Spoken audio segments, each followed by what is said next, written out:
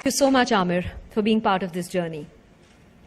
It is only with the support of like-minded and committed individuals such as yourself that we can actualize the potential of the impact and amplify the message. Shuruaat hu main. I'm sure the question on everyone's mind is, how does one actually make this change? What are these social changes that I can engage in? What can I do? To explain further, I'd like to invite Mr. Jay Tirodkar from Honorable Chief Minister Shri Devendra Fadnavis ji, Honorable Member of Parliament Srimati Poonam Mahajan ji, respected dignitaries, guests and dear friends. On behalf of the young team at the Global Education and Leadership Foundation, we're delighted to have all of you here as we embark on this exciting and important journey over the next 15 years. Shuruaat hu main, it begins with me, is one of the core themes that will drive us in this movement. What we, through this platform, aim to do is be a convening force right at the confluence between public policy and popular culture. Using the voice of popular culture, using the voice of leading decision makers, of celebrities, as well as people across the spectrum, to actually activate and mobilize young Indians to take action and to make their voice heard is core to our philosophy. To all of us at Global Citizen India, we really believe that young people want to see a better India and a better world. But in order to do so, they want to make their voice heard. And this can only be done if we act collaboratively and we can actually then influence change at scale. Our foundation focuses on ethical leadership at the school level. We focus on building and nurturing the values of global citizenship from KG through grades 12 and in colleges. What Global Citizen does is the same thing top down. And we believe that this confluence and this narrative must merge together in order to ensure that young India can express their voice. The fact that our platform went live at 9 a.m. today and we already have 1 million actions taken by Indians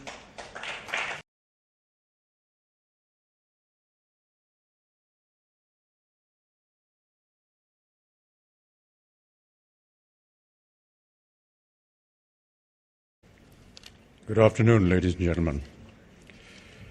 Honorable Chief Minister of Maharashtra, Fadnavis ji, Honorable Poonam ji, distinguished guests, members of my fraternity, members of the media. I'd like to thank today's organizers, the Global Citizen, for inviting me here today and making me a part of this wonderful and very noble movement. A lot of what the movement stands for has already been described by the speakers before me, and members of my fraternity have lent its support to it. Before I go any further, I'd just like to commit myself yet again towards this very noble cause and say that Mr. Khemka mentioned about opening up the lines for registering this morning at 9 o'clock and took a figure of about 40,000 people. I want to tell you, Mr. Khemka, that amongst those 40,000, I was one of them in this morning.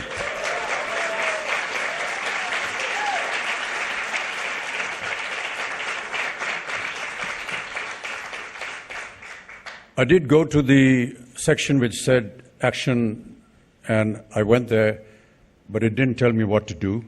So if you can just advise me what I need to do to be able to win those social currency points so I can have a free ticket to the show, I shall be more than happy to do that. There were many aspects of global citizenship that have been described as far as the journey of this wonderful concept is concerned. And some of them were about focusing on quality education, gender equality, clean water and sanitation.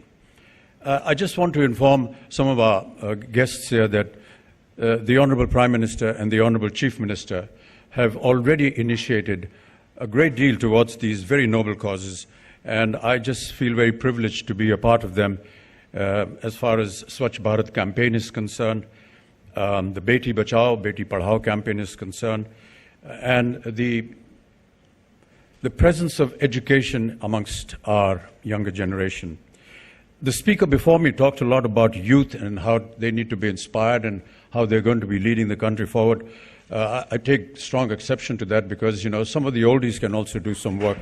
And if any time you will require my services, I shall be more than happy to be a part of that. Talking about education, I keep repeating an incident, and I want to say that again today.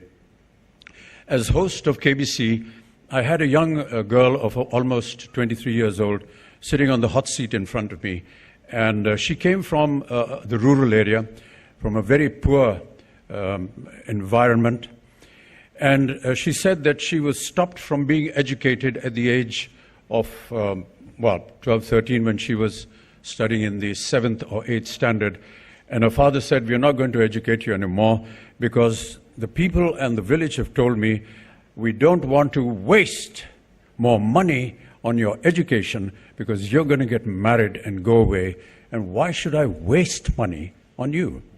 The girl revolted against this process and this thinking.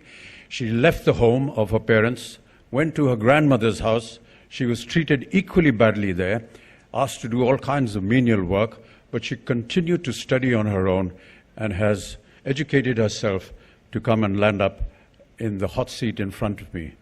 Ladies and gentlemen, during the course of the game, she won 25 lakh rupees.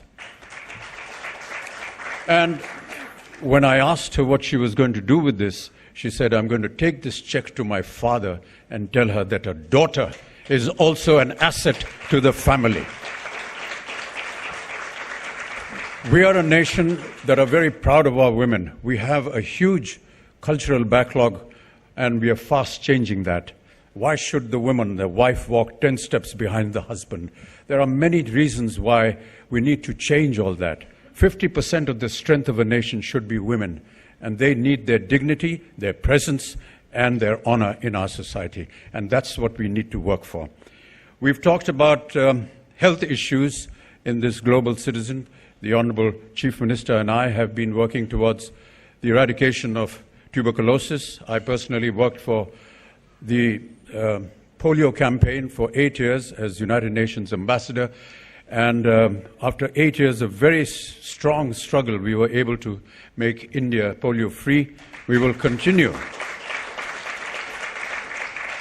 We shall continue to work in that direction because even though India is today polio-free, we know that some of our neighbors still carry that virus, and there's always the threat of that virus following through. There's a lot of emphasis on wanting personal involvement in all these campaigns. It's all very well for all of us to come and speak wonderful words and say a lot of nice things, but how are we going to actually execute this? And I think that when we come to execution, each one of us, each member, each individual has to individually take part and become an example for the rest of the community. When I worked for the TB campaign and I worked for the hepatitis campaign, I gave my personal example, and I'm not afraid or shy to admit that I'm a TB survivor. I'm a hepatitis B survivor. I hope to keep surviving. But the reason why I said that was because I wanted to become an example for those cases. And if and when we can make examples of our youth in this most wonderful movement called the global citizenship, that is how we can take this movement forward. So therefore, I must urge each individual. We've talked a lot with the Chief Minister on Swachh Bharat, and what I told him and some of the many people that we recently went to, that if each one of us individually can keep, say, 10 yards of the circumference of where we live clean and neat, the entire city would be clean. And that's something that we all need to do. We all need to work individually and make sure that such occasions are not just occasions where we come and make some wonderful speeches, but go outside and actually start working. I have already talked about my initiation. So, Mr. Khemka, you need to tell me now, what I need to do as far as my action is concerned, and I shall be most ready to do that. Once again, thank you so much for having me here. And I reiterate my commitment to this wonderful cause and any other action that I need to do to gain those social currency points for the show on the 19th of November. Thank you very much.